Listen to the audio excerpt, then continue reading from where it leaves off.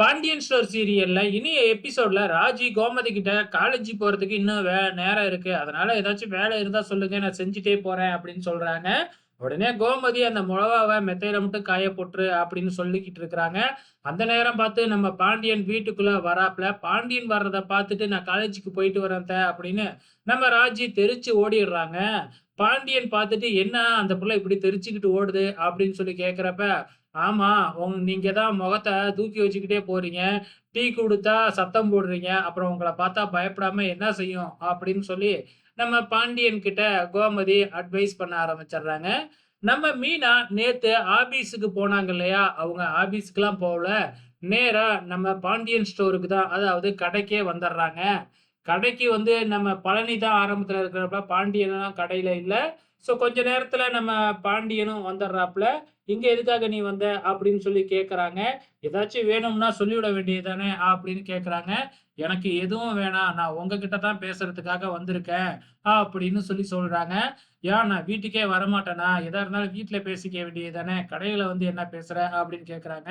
"வீட்ல தான் பேசவே மாட்டேங்கிறீங்கல்ல. அதனால தான் கடையில பேசி முடிவெடுக்கணும்னு வந்திருக்கேன்." அப்படின்னு சொல்றாங்க.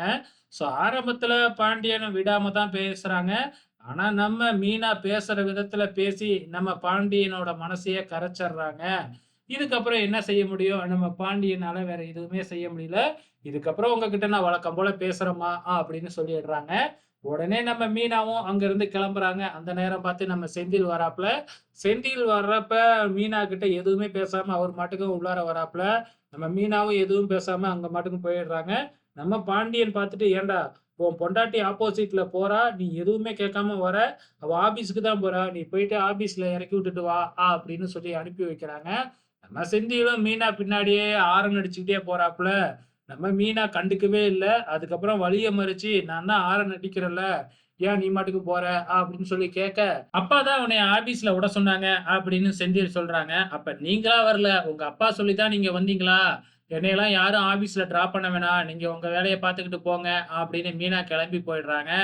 செந்திலு திருப்பியும் போய் மீனாவ சமாதானப்படுத்தாம திருப்பி கடைக்கே வந்துடுறாப்புல. கடையில வந்தா நம்ம பாண்டியன் லெஃப்ட் அண்ட் ரைட் வாங்கிடுறாப்புல. "உன் பொண்டாட்டிகிட்ட நீனே பேசலன்னா எப்படி?" அப்படி இப்படின்னு பயங்கரமா திட்டிட்டு போயிடுறாப்புல நம்ம பாண்டியன். நாளைய எபிசோட்ல என்ன நடக்கப் போகுது அப்படிங்கிறத பொறுத்திருந்து பார்க்கலாம்.